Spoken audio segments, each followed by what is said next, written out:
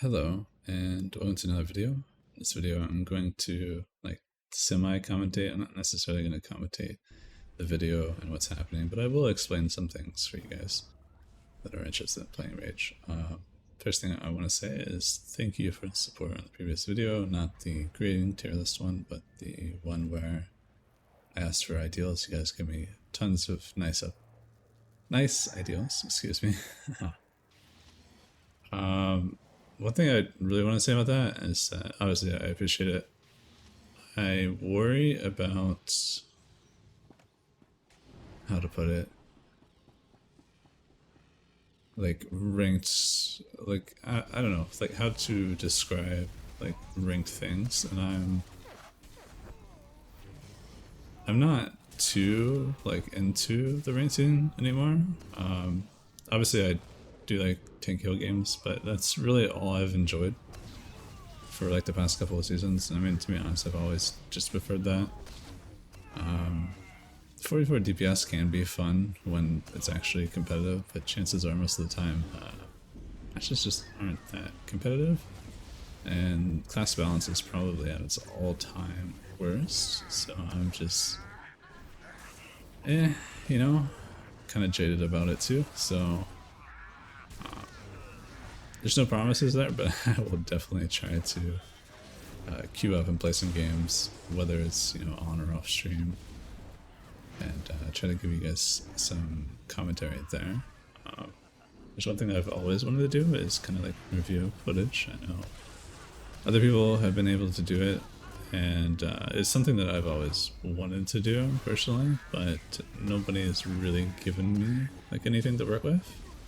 If you guys were ever interested in something like that, whether it's private or even you allow me to post it, I'm more than happy to help. I had a redemption thing on my Twitch for quite some time, and I think there was really only one person that ever made use of it. And yeah, of course that was done privately. Nobody will know who that is. That's how they wanted it. But if you guys are interested in something like that, I'm more than happy to help. It's more so a better way to help and like get info out there, and I think it's also easier for me because it's less editing, and editing really slows down like overall video production. I'm not very good at it.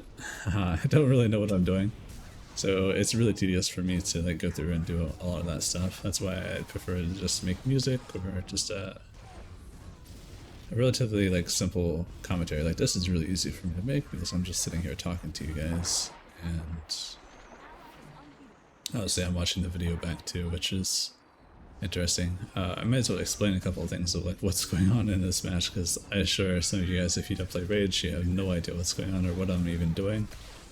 I'm running Domination, not the 0 cooldown for Rage Jug. Domination is really nice because it allows you to stack your leap buff or blood rate buff to 2 stacks, so it gives you 200% crit for Raging Burst and Smash. That basically means that you're going to hit a lot harder, if that makes sense. So any extra crit after 100% goes into critical multiplier, if that makes sense. So that means these abilities get basically supercharged. So you'll see some 80Ks here, and you're like, wow, that I don't hit that hard. Why is he hitting that hard? It's not just because of pulled hatred, it's because I can double stack it, and sometimes I will be double stacking in this video. I'm also using a AoE screen, so I do try to aim that every time I use it. It is a cone. Overall, like, I wouldn't say it's the best talent. Ranger is really nice and having control, but in Regs, if you're just trying to get some damage or just raw pressure out there, which this spec does a lot of, I would just recommend Scream, because the Scream on this spec does a lot more damage than Vigilance, or Vengeance, but you know, Slam has most of your damage. As you saw there, I got 3 people with the Scream, and then I got like 6 or 5 people with that Smash falling. It's a lot of damage to suddenly go out. That's like almost equivalent to like previous expansion Meteor Brawler kind of damage right there. Obviously it's not, but you know, that's a lot of pressure to suddenly have to heal if you're healing, which they do have a healer.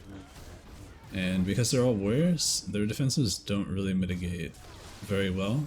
They're more so just heal. So I'm able to do a lot of damage in this match. That's why the damage for this match is just so high. It's because a lot of these guys have healing defenses, so this means I can do more damage, and I'll be doing relatively high damage for most of the game. And this class has just non-stop damage. Just go, go, go, go as rage. It's really nice. It's probably my favorite thing.